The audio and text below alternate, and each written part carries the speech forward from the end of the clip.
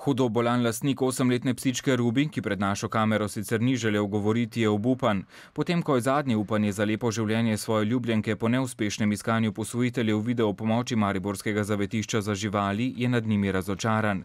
Za sprejem psičke v oskrbo do najdbe ustreznih posvojiteljev so mu po njegovih besedah hoteli zaračunati 345 evrov, več kot polovico njegove pokojnine.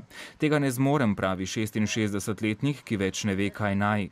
V mariborskem azilu so nam sicer zatrdili, da je cena za sprejem živali v oskrbo in oddajo nižja.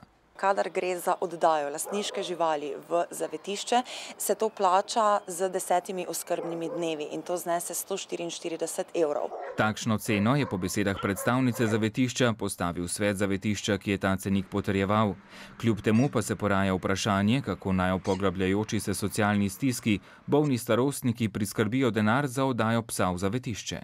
Se pa lahko ljudje, oziroma vemo, da se ljudje obračajo tudi na centre za socialno delo in podobne organe, ki so pristojni tudi v primeru teh socialnih stisk in potem rešujejo oni naprej.